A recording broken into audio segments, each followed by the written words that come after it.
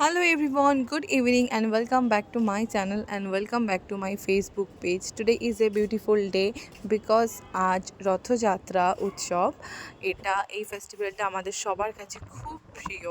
তো সেই জন্য আজকে আমি ভেবেছি অনেক কিছু করব। So today I am going for a walk. এবার জানি না আর কি করব না করব, এখন তো ঘুরতে বেরোই, তারপর দেখা যাবে। আমি অলরেডি ব্লগটা স্টার্ট করে দিয়েছি বিকজ আমি বাইরে বেরিয়েই ব্লগটা স্টার্ট করেছি, বাড়ি থেকে করার টাইম পাইনি, যেরকমটা আমার প্রত্যেকবারে হয়। মানে এভরি টাইমই আমি এটাই করি যে বাড়ি থেকে বেরিয়েই ব্লগটা স্টার্ট করি। মানে বাড়িতে থেকে ব্লগ স্টার্ট করা আমার মানে কি বলবো, সময়টা হয়ে ওঠে না। তো যাই হোক, আমরা যাচ্ছি আজকে একটা মেলাতে। তো এটা আমার বাড়ি থেকে প্রায় অনেকটাই দূরে আমি একটা জায়গাতে এসেছি। এটা হচ্ছে বিধাননগরে একটা মেলা। এটা করুণাময়ী বলে যে জায়গাটা, এখানে খুব একটা বড় মেলা হয়, এটাই আমি শুনেছি। সো আমরা ভাবলাম যে ওখানেই যাওয়া যাক। আমি আর আমার দুটো ফ্রেন্ডস এসছে, ওরা একটা জায়গায় গেছিলো, সেখান থেকে এসছে, আর আমি এসছি আলাদা করে। তো গিয়ে আমরা তো এখানে এসেছি। এখানে এসে কি বলবো, আমি এগুলো দেখে না সত্যি খুব এক্সাইটেড হয়ে গেছি বিকজ এখানে এত রকমের জিনিস পাওয়া যাচ্ছিলো। মানে তোমাদের আমি পুরো মেলাটা ঘুরে দেখাবো, তোমরা দেখলেই বুঝতে পারবে। অনেক ইউনিক জিনিস আছে, বা চট করে অন্যান্য মেলায় এরকম জিনিস খুব একটা দেখতে পাওয়া যায় না বিকজ সব মেলায় এগুলো থাকে না।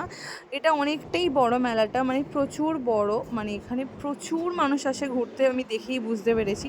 যদিও এটা আমি ফার্স্ট টাইম এখানে এসেছি ঘোরবার জন্য। এটা দেখো, বিধাননগর রথযাত্রা মেলা উৎসব না, এখানে রথ বেরিয়েছিল, যদিও আমরা সেটা তখন তো দেখতে আসতে পারিনি।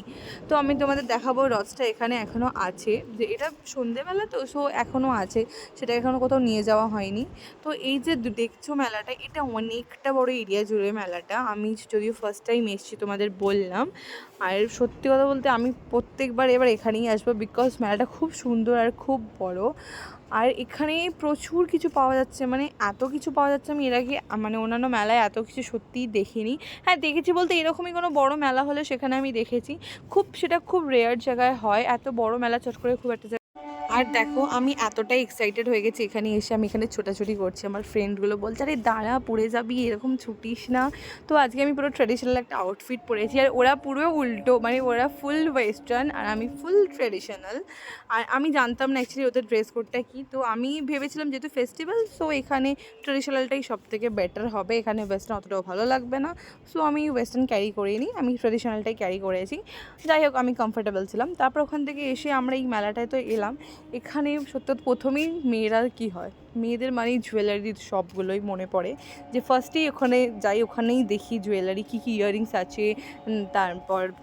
তারপর অন্যান্য জুয়েলারিগুলোও দেখছিলাম, বাট সত্যতা বলতে আমি ওখান থেকে কিছুই কিনিনি, ওরা তবে কিনছিল। এবার জানি ওরা কোনটা কিনেছে, কারণ ওরা একদিকে কিনছিল আর আমি চারদিকটা ঘুরে ঘুরে দেখছিলাম।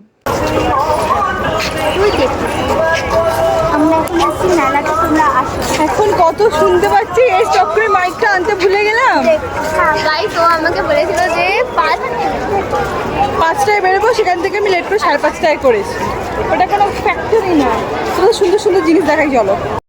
আর এই যে এখানে এই জুয়েলারি শপটা দেখছো, এখানকার যে হ্যান্ডমেড জুয়েলারিগুলো সত্যি কথা বলবো এত সুন্দর ছিল। তোমরা হয়তো ভিডিওতে দেখতে পাচ্ছ, বাট আমি সামনে থেকে দেখেছি রিয়েলভাবে।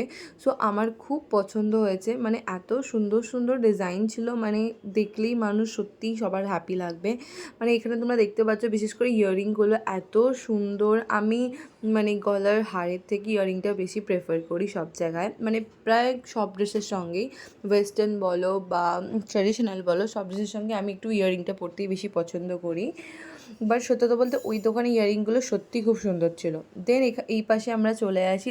গোটা মেলাটা এত বড় যে ঘুরতে ঘুরতে প্রায় অনেকটা টাইম লেগে যাচ্ছিলো, তবে এখানে অনেক ইউনিক অনেক জিনিস পাওয়া যাচ্ছিল। তারপর আমরা ঘুরতে ঘুরতে চলে আসি এই আচারের দোকানটায়। আচার দেখলে মানুষের এমনি ক্রেভিং হয়, তো অবভিয়াসলি আমারও হচ্ছিলো। তারপর আমরা চলে এলাম এই অন্য একটা দিকে, এই পাশে তোমার ওই ওই স্টিলের বাসন এরকম সব জিনিসগুলো পাওয়া যাচ্ছিলো। আর তারপরে এখানে দেখো, এই একটা দোকান, এখানে কয়েকটা হ্যান্ডমেড জুয়েলারিগুলো ছিল। এখানকার একটু চোকার টাইপের যে হারগুলো ছিল আমার খুব পছন্দ হয়েছিল, মানে খুবই পছন্দ হয়েছিল। আর এখানে দেখো, এখানে কিছু ব্যাঙ্গেলস রাখা আছে, এগুলো ওই হ্যান্ডমেড ব্যাঙ্গেলস। এগুলোও খুব সুন্দর, বিশেষ করে ট্র্যাডিশনাল ড্রেসের সঙ্গে এগুলো খুব ভালো লাগবে। আমি একটু ম্যাচিং করে করে দেখছিলাম যে কোনটা ভালো ভালো লাগছে। তারপর আমরা ফুল চলে আসি রাইডসের দিকে।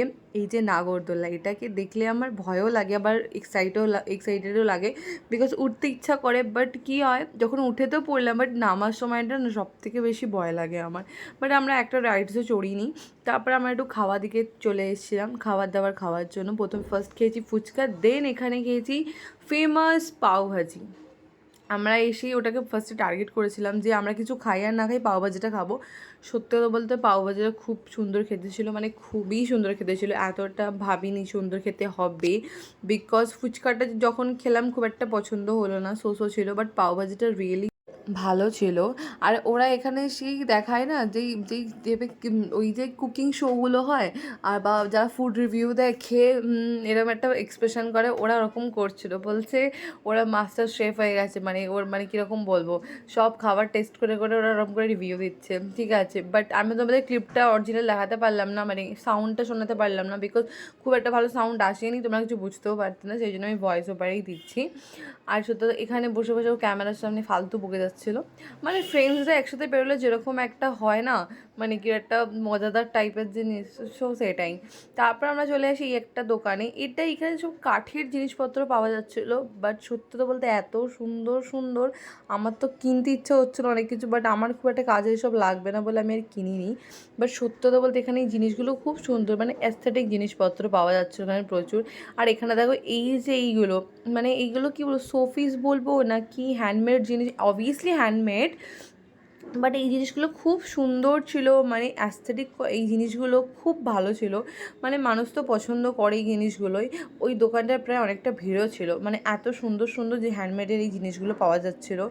দাম প্রাইসগুলো একটু ওভার ছিল অবভিয়াসলি, দেখো মেলায় বসলে মানে তোমার প্রাইস ওভার হবেই এমনি নর্মাল সময়ের থেকে, বিকজ এটাই ফেস্টিভ্যালের সময় দেখবে প্রাইস অবভিয়াসলি সব দোকানে মানে এরাই বাড়িয়ে দেয়, তো সেই রকমই ছিল। তারপর এখানে চলে এলাম এই একটা গণেশের, এই একটা কানহার মূর্তি নয়, এটাও এক ধরনের সেই ফ্রেম টাইপের, বাট ওগুলোর দাম প্রচণ্ড বেশি ছিল, মানে এক একটা 7,000, 6,000, 8,000 করে, মানে এরকম প্রাইস ছিল। আমি থাক, দরকার নেই। তারপর আমরা চলে এলাম রথ দেখতে, যেতে আসল ওখানে পুজো প্রায় হয়ে গেছিলো, তো এখানে সবাইকে ফুল দিচ্ছিলো, পুজো যারা যারা ফুল নিতে চাইছিলো, আমরা গিয়ে একটু ওখানে ছবি টবি তুললাম, ওখানে সামনেটা এগোনোই যাচ্ছিলো না, এত ভিড়। তারপর আমরা চলে এলাম ওর পাশেই একটা মাঠ টাইপের আছে, তো ওখানটায় এসে আমরা কটা ভিডিও বানাচ্ছিলাম, ফটো ক্লিক করছিলাম, এই করতে করতেই আমরা মানে সন্ধ্যেটা কখন কেটে গেল বুঝতেই পারলাম না। যখন অনেক দিন ছাড়া কোনো ফেস্টিভ্যাল পড়ে না, তখন এই জিনিসটা আনন্দটা একটা আলাদাই হয়। তো ব্যাস আজকের ব্লগটা এতটাই ছিল, ভালো লাগলে কি করবে, like comment share and subscribe to my channel, আর ফেসবুক পেজটাকেও ফলো করে নিও। দেখা হচ্ছে তোমাদের সঙ্গে একটা নেক্সট কোনো ভালো ব্লগ নিয়ে, ইন্টারেস্টিং ব্লগ নিয়ে। তো সবাইকে good night, love you all, by.